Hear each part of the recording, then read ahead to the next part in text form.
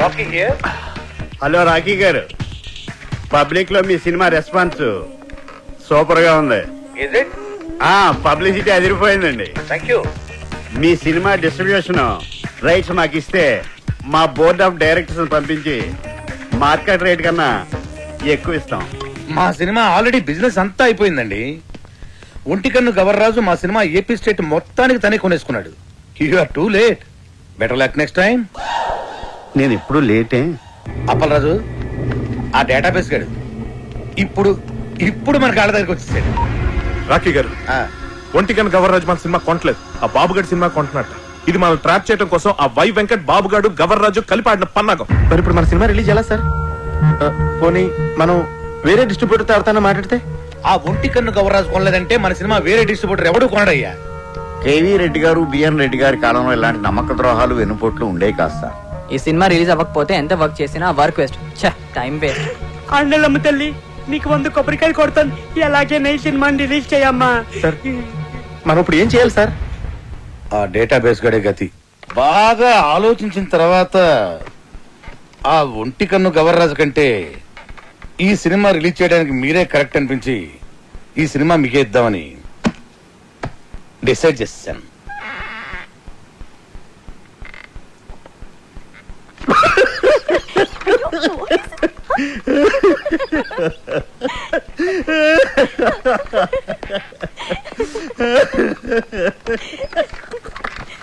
ఏంటండి నవ్వుతారు?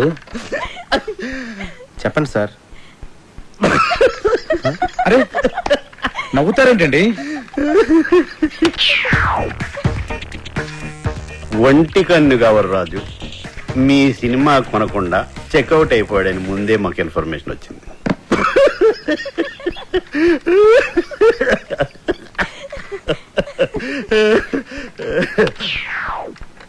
ఆయన కొన్న సినిమా మేము కొని రిలీజ్ చేయాలంటే స్టేట్ లో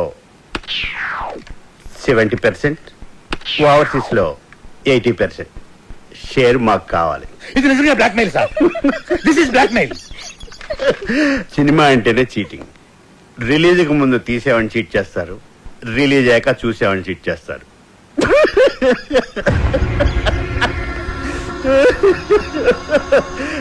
సరే, అది పక్కన పెట్టండి.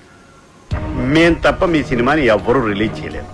మా బోర్డ్ ఆఫ్ డైరెక్టర్స్ వచ్చి మీ సినిమాని ఫ్రీగా ఇస్తేనే రిలీజ్ చేస్తామని ఓ మాట చెప్పకముందే మీరు డెసిషన్కి వచ్చి రేట్ చెప్పండి. సార్ సంక్రాంతికి మన సినిమా రిలీజ్ అవ్వాలంటే ఏదో చెప్పండి సార్. ఒప్పుకోండి సార్, ప్లీజ్ సార్. సార్ సంక్రాంతికి రిలీజ్ చేస్తే బాగుంటుందేమో అండి. సారీ సార్, సంక్రాంతి రిలీజ్ చేయలేం. సమ్మర్ హాలిడేస్ కి ఓకే. సంక్రాంతి ప్రాబ్లం ఏంటి సార్? బాబు, వై వెంకట్ కాంబినేషన్ లో వచ్చే సినిమా మీద మీ సినిమా రిలీజ్ చేయడం కంటే సంతలో నెగిటివ్ అమ్ముకోవటం బెటర్.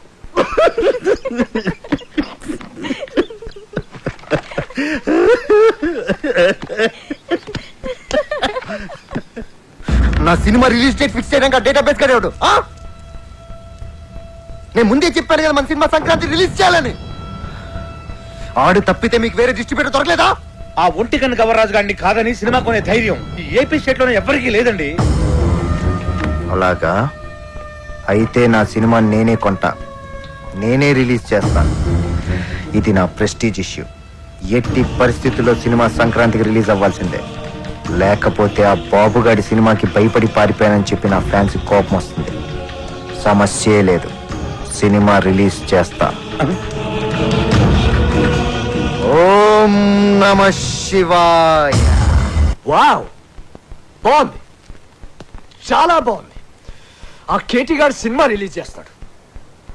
మీ డైరెక్షన్, మీ డిస్ట్రిబ్యూషన్, మీ మీడియా ఏమి పీకలేకపోయింది. ఆ సినిమా ఆపాలి. ఎలా ఎలా అప్పల్రా సినిమా నెగిటివ్ ని తగలెట్టేస్తే. Are you serious? అదంత ఈజీనా? సినిమాను తీయడం ప్రాణం పోయడం కష్టం, తీసిన సినిమాని తగలేయడం ప్రాణం తీసినంత తీసి నెగిటివ్ యారుళ్ళ ల్యాబుళ్ళ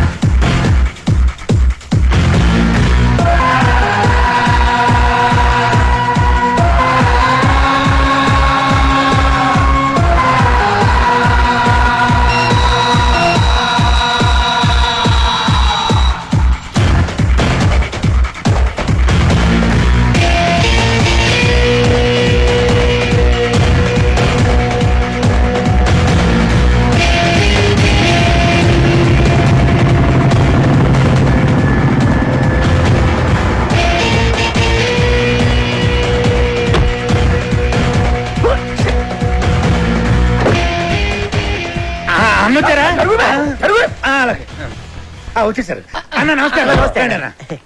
రింగ్ రోడ్డు కాడ పాట చూపిస్తానన్నావని మా వాళ్ళని తీసుకొచ్చి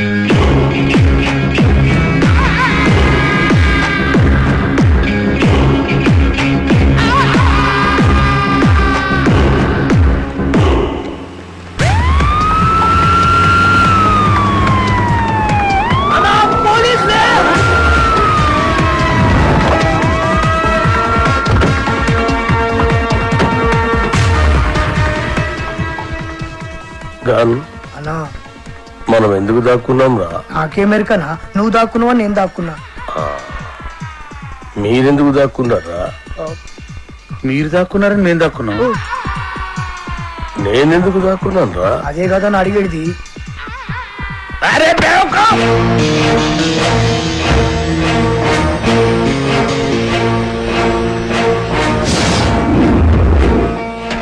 అందరూ వచ్చారు. రింగ్ రోడ్ సంగతి త్వరగా వెతకండి.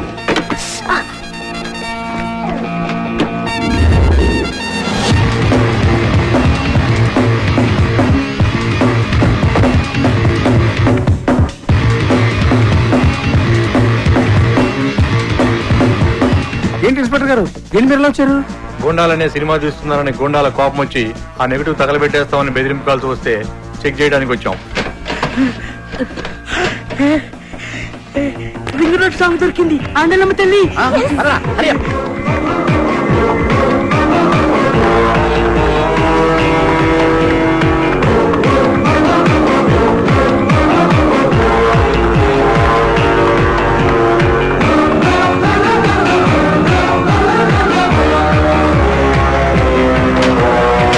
ఈ రింగ్ రోడ్ కాడ సాంగ్ తో బాబు గాడి కెరియర్ ఫినిష్.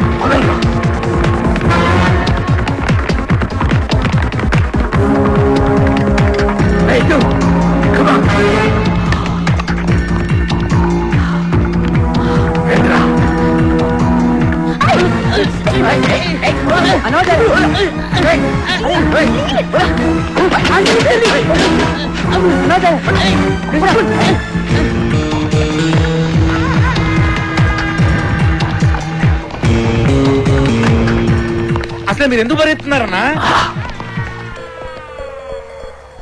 నువ్వెందుకు పరిగెడుతున్నావురా? అన్నా నాకేం మరికన్నా నువ్వు పరిగెత్తున్నావు నేను పరిగెత్తున్నా. మీరెందుకు పరిగెడుతున్నారా? సార్ మరి నేనెందుకు పరిగెడుతున్నాను? ఏ కాదన్న అడిగడికి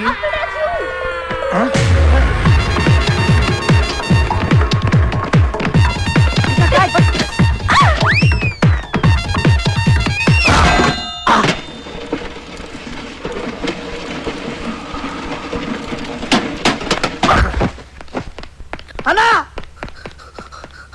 అన్నా అన్నా అన్నా అన్నా అన్నా చచ్చిపోయినవారు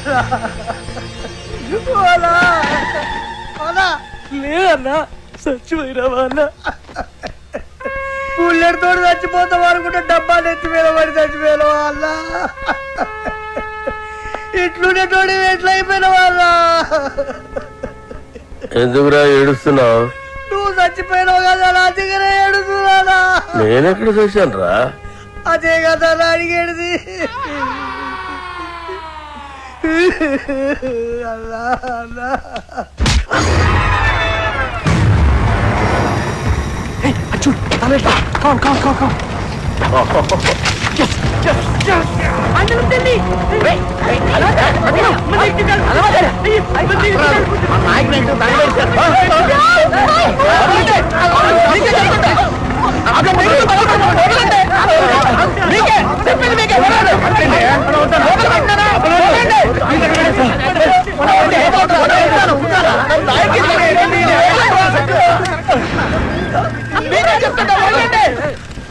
నా నాయకి సినిమా తగలబెట్టేశారు. అరే ఇది మీ నాయక సినిమా నెగిటివ్ కాదండి బాబు. రామ్ గోపాలవరం తీసిన కథ, స్క్రీన్ ప్లే, దర్శకత్వం అప్పలరాజు నెగిటివ్. జ్ఞానం ఏదేమో అప్పలరాజు రాసి ఉంటే వాళ్ళు ఏమో కన్ఫ్యూజ్ అయిపోయి తగలెట్టేశారు ఇక్కడ.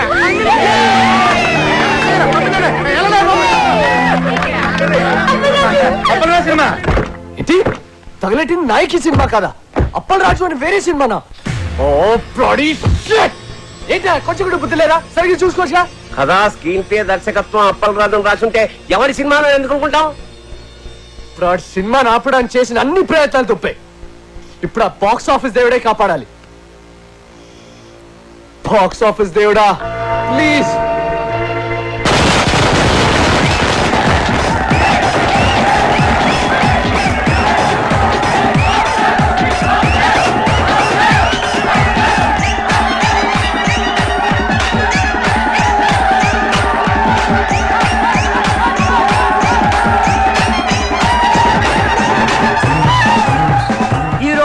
రెండు పెద్ద సినిమాలు బాక్స్ ఆఫీస్ ముందు పోటీ పడ్డాయి. అందులో ఒకటి బాబులకే బాబు అయిన బాబు గారు ప్రముఖ దర్శకుడు వై వెంకట కాంబినేషన్ లో వచ్చిన ప్రాణం తీస్తా, మరొకటి కేటి కనిష్కల క్రేజీ కాంబినేషన్ లో కొత్త దర్శకుడు అప్పలరాజు దర్శకత్వంలో వచ్చిన నాయకి. మరి రెండు సినిమాల భవిష్యత్తు ఏ విధంగా ఉండబోతుంది అనేది మరి కొద్దిసేపట్లో మనం తెలుసుకోబోతున్నాం. ఈ రెండు సినిమాల గురించి ముందుగా క్రిటిక్స్ ఒపీనియన్స్ తెలుసుకుందాం. బాబు గారు వై వెంకట్ల కాంబినేషన్ లో వచ్చిన ప్రాణం తీస్తా సినిమా సూపర్ డూపర్ హిట్. ఇది వరకున్న బాక్స్ ఆఫీస్ రికార్డులన్నింటినీ ఈ సినిమా బద్దలు కొట్టే పరిస్థితి కనిపిస్తోంది. ఈ సినిమాలో బాబు గారు తల వెంట్రుకతో 900 మంది నరికి చంపే ఎపిసోడ్ ఈ సినిమాకే హైలైట్. కమర్షియల్ సినిమాలకే ఇదొక ట్రెండ్ సెట్టింగ్ సినిమా. ఈ సినిమాకి 4 స్టార్స్ ఇస్తాను. వై వెంకట్ గారి డైరెక్షన్, బాబు గారి నటన నెక్స్ట్ జనరేషన్ కూడా డామినేట్ చేస్తాయి. నేను ఈ సినిమాకి 4.5 స్టార్స్ ఇస్తున్నాను. ఇకపై తెలుగు సినిమా చరిత్రని బిఫోర్ ప్రాణం తీస్తా, ఆఫ్టర్ ప్రాణం తీస్తాగా డివైడ్ చేయొచ్చు. ఈ సినిమాకి నేను 5 స్టార్స్ ఇస్తాను. ఇవి కూడా సరిపోవు, కానీ ఇవ్వడానికి నా దగ్గర అంతకు మించి స్టార్స్ లేవు. Thank you sir. ప్రాణం తీస్తా సినిమా గురించి మీ ఒపీనియన్స్ తెలియజేసినందుకు. మరి నాయకిని ఎవరైనా సినిమా అంటే అది సినిమా అన్న పదానికే అవమానం. కెమెరా కనిపెట్టినప్పటి నుంచి ప్రపంచంలో ఏ లాంగ్వేజ్ లోని ఇంత చెత్త సినిమా రాలేదు. ఈ సినిమాని డైరెక్టర్ ఎందుకు తీశాడో, ఇంత చెత్త సినిమాలో కనిష్క, కేటీ లాంటి స్టార్స్ ఎందుకు యాక్ట్ చేశారో మనకు అర్థం కాదు. నాయకి సినిమా చూస్తున్నంత సేపు తలనొప్పి. జండుబాంబ్ కంపెనీ వాళ్ళు తమ సేల్స్ పెంచుకోవడానికి చేసిన కుట్రలో భాగమే ఈ సినిమా అని నా ఫీలింగ్. ఈ సినిమాలో హీరో ఓ సిచ్యువేషన్ లో ఆత్మహత్య చేసుకుని చచ్చిపోతే బాగుంటుంది అనిపిస్తుంది. కానీ అంతలోనే హీరో ఐటెం గారితో కలిసి పాట పాడుతూ ఉంటాడు. అబ్బే, లాజిక్ లేదు.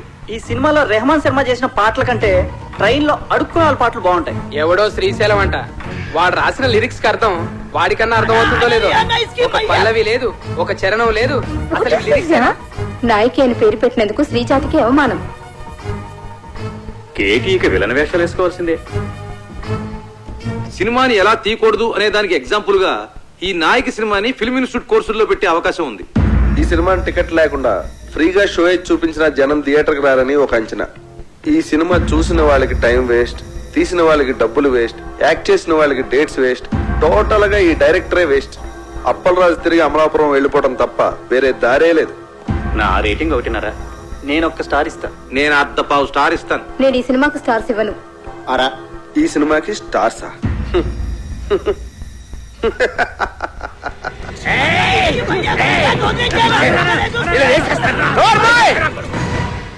వాళ్ళు మాట్లాడిన దాంట్లో తప్పే ఉంది.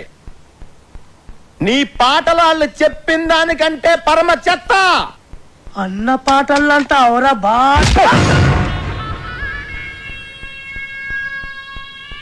ఏంట్రా నా పాటలే బాగలే ఉంటావురా? నాకు దిమాగ్ ఖరాబ్ అయిందంటే చంపేస్తాను నా కొడక. ఓకే, నీ ముఖానికి పాటలు కావాలరా? చెత్త చెత్త చేస్తావు నా సినిమాని. రై లే, నువ్వు నీ ముఖానికి నువ్వు హీరో.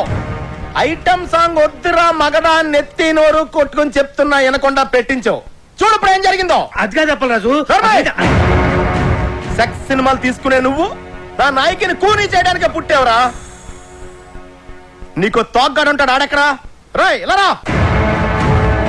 ఈడో పెద్ద క్రియేటర్లా పోజు పెట్టి అడ్డమైన సలహాలు నాకు చెప్పి నన్ను ప్రతి విషయంలోనూ కాంప్రమైజ్ చేయించి అసలు నా సినిమాలో ఏవైతే ఉండకూడదని నేను అనుకున్నానో అవన్నీ పెట్టించి అసలు నేను అనుకున్న కథ ఏంటి, తయారైన సినిమా ఏంటి? కథ విషయంలో ఏలెట్టద్దు అన్నాను. ట్రాజడీ సినిమాలో ఐటమ్ సాంగ్స్ వద్దు అన్నాను. హీరో సూసైడ్ చేసుకోవాలి అన్నాను. హీరోయిన్ కి మేకప్ వద్దు, మోడర్న్ కాస్ట్యూమ్స్ పనికిరావు అన్నాను. కొత్త బట్టలు కావాలని దీని అమ్మ.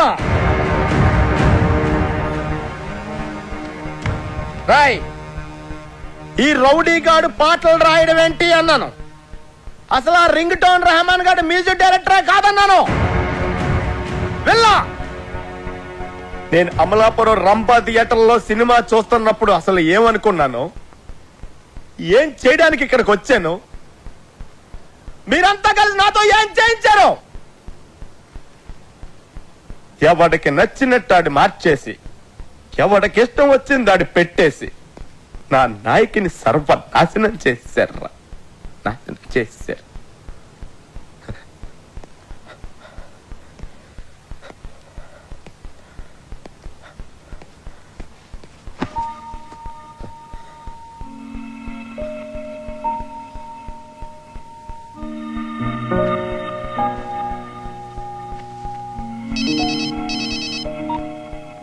హలో రాఖీ గారు, కంగ్రాట్స్. మీ సినిమా సూపర్ డూపర్ హిట్. బాబు గారు యాక్ట్ చేసిన ప్రాణం తీస్తా డిజాస్టర్. దానికి షోకి కలెక్షన్ పడిపోతున్నాయంట. మన సినిమాకి షోకి కలెక్షన్ పెరిగిపోతున్నాయట. బ్లాక్ లో మన సినిమా టికెట్ 1000 రూపాయలకి కూడా దొరకటం లేదట. రిపీట్ ఆడియన్స్, జనం గోల, కేకలు, అరుపులు. ఏమండి, మేము అసలే డల్ మూడ్ లో ఉంటే మధ్యలో మీ జోక్స్ ఏంటండి? జోక్ ఏంటండి? మీరు టీవీ పెట్టుకోండి, మీకే తెలుస్తుంది.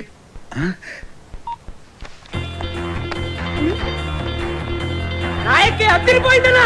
నాయకి 100, నాయకి 200, సిల్వర్ జూబ్లీ సినిమా. గత 10 సంవత్సరాల్లో నాయకి లాంటి సినిమా రాలేదు. కేటీఆర్ యాక్టింగ్ అదిరిపోయింది అన్నా. కేడా సూపర్. నాయకి కేక, కనిష్క యాక్టింగ్ సూపర్ హిట్. ఏం నటించిందన్నా, సూపర్ హిట్.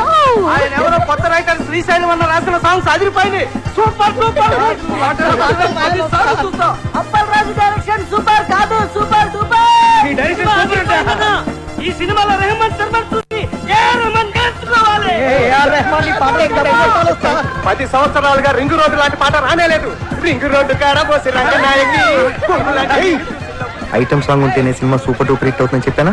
నేను మోడర్న్ డ్రెస్ వేస్తేనే జనం చూస్తారని చెప్పానా?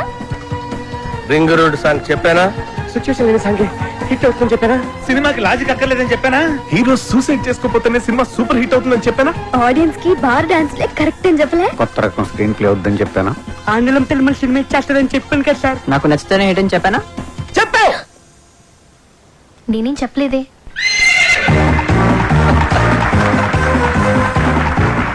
వెల్కమ్ టు గుర్రం అవార్డ్స్.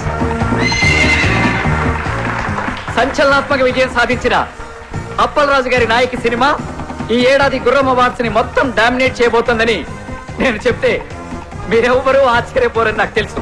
మంచి సినిమా తీయాలనే తపన తప్ప మరేమీ ఆలోచించని రాకీ గారికి ద బెస్ట్ ప్రొడ్యూసర్ అవార్డ్.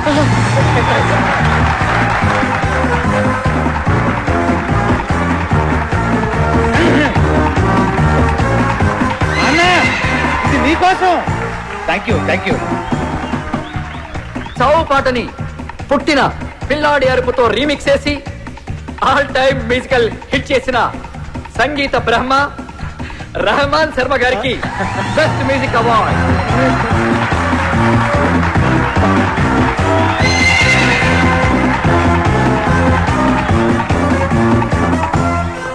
మొదటిసారి పెన్ను పట్టుకుని తన పాటలతో మహాగీత రచయితల్ని మట్టి కరిపించిన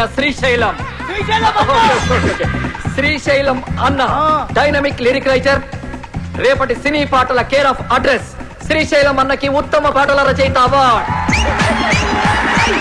రింగు రోడ్డు కాడ రంగనాయకి అనే పాటకి ఈ అవార్డ్.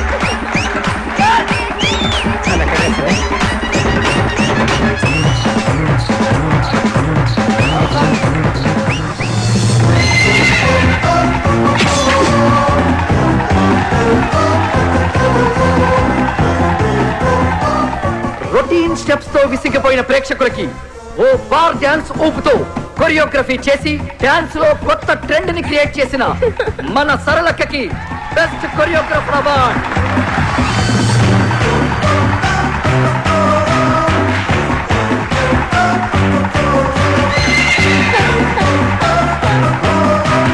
థ్యాంక్ యూ సరళక్క. తన క్రియేటివ్ థాట్స్ తో బ్రిలియంట్ ఆలోచనలతో కథకి ప్రాణం పోసి క్రియేటివిటీ అనే మాటకి కొత్త అర్థం చెప్పిన creative genius, creative head Pushpanand గారికి స్పెషల్ జ్యూరీ అవార్డ్.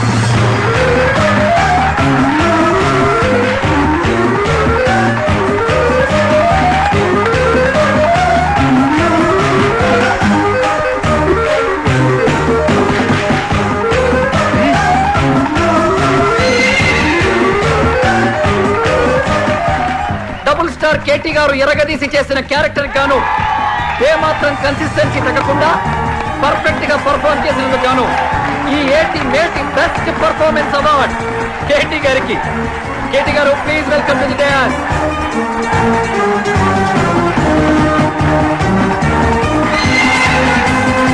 కేవలం గ్లామరే కాదు, అద్భుతమైన పర్ఫార్మెన్స్ కూడా చేయగలను అని నిరూపించుకున్న బెస్ట్ హీరోయిన్ కనిష్క గారికి బెస్ట్ హీరోయిన్.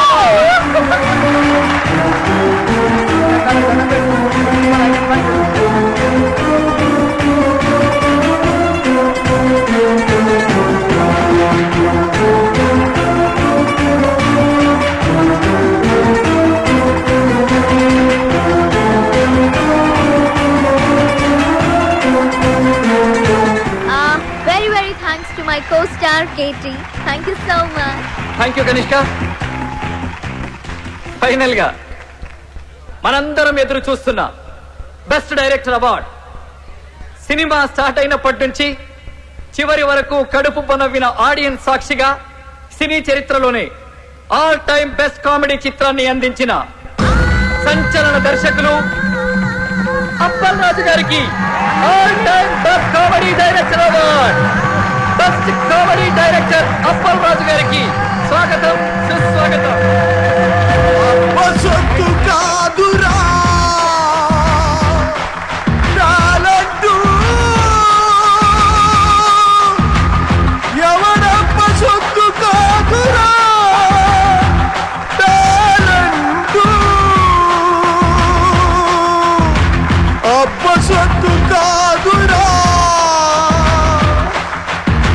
కథా స్క్రీన్ ప్లే దర్శకత్వం నీకిప్పుడేంటో తెలిసిందా